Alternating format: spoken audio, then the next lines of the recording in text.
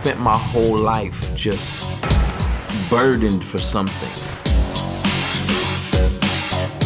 Hungering for something, thirsting after, chasing this thing that I couldn't put my finger on ultimately. I was abused by older people, some in the family, some outside of the family. So as I got older, I always talked back, I always got in fights. My whole world was surrounded by guns and drugs and gangs. I remember in front of all my friends, just telling them to watch this, and as a lady was driving down the street, I jumped in the middle of the street and pointed the gun right at her, just to see her panic and freak out. And it was just me seeking power. By 16, I was getting high on a daily basis and got involved with woman after woman after woman. And you know, when you mix drugs, you mix alcohol, you mix youth, it's cause for an explosion.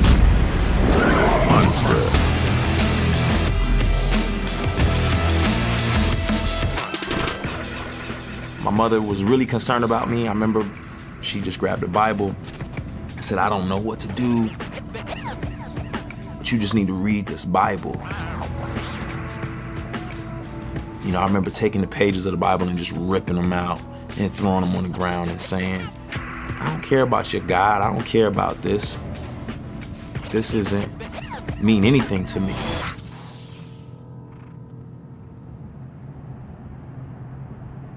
I was in a really dark place. I was really lonely, really depressed, and a friend of mine reached out and invited me to a conference. And I'm thinking, why not? My mind was blown when I got there. I had never seen anything like it. I saw guys with bullet wounds and ex-gang members who loved Jesus, and I had never seen anything like that before. And so I was intrigued. I'll never forget the pastor. You know, he started talking about Jesus, and in talking about him in an intense way that I had never thought about before. I had never just imagined Jesus as a real person going through real things. I just kind of thought of him as this fairy off distant person. But he brought it home to me, and he started talking about Jesus being beaten and being whipped for a crime he didn't commit, and the skin being ripped off his back, and him having to, in the midst of his pain, carry this cross up this mountain of a skull and being pinned to this cross. It was so vivid and visual to me. It was like I could see this happening to Jesus. And I remember him saying, like, how dare you tough guys call my Jesus a punk? You know, like, look at what he went through. And then the preacher said, do you not know you've been bought with a price? And it just came to a head. It was like, wow.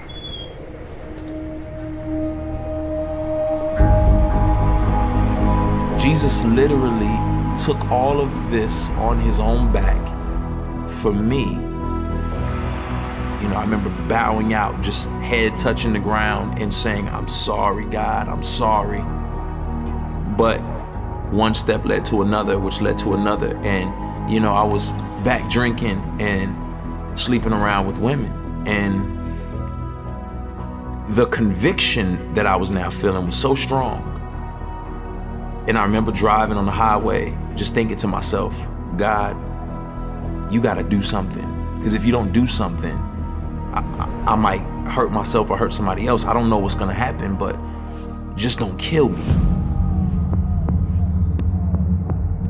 I get cut off by a truck, and my truck just starts tipping until it flips over and starts rolling fast. The glass is coming in, the windshield cracks. I'm not wearing a seatbelt at all, so I'm kind of floating around the car. And I looked myself over.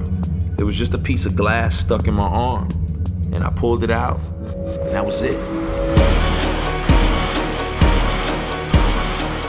I said, Lord, I need to get with you. I need you to change me. I need you to really make this real, and I need to stop running from you.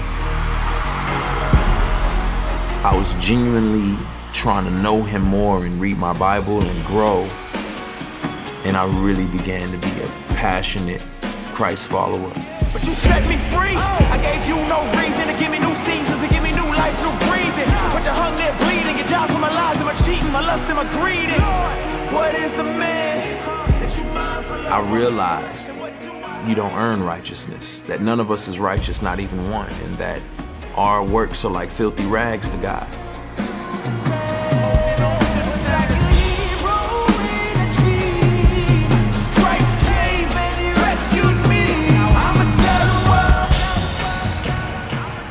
Jesus lived the life I could not live and died the death I should have died. You know, that gets me every time, just to think, man, I gain everything by putting my trust in him.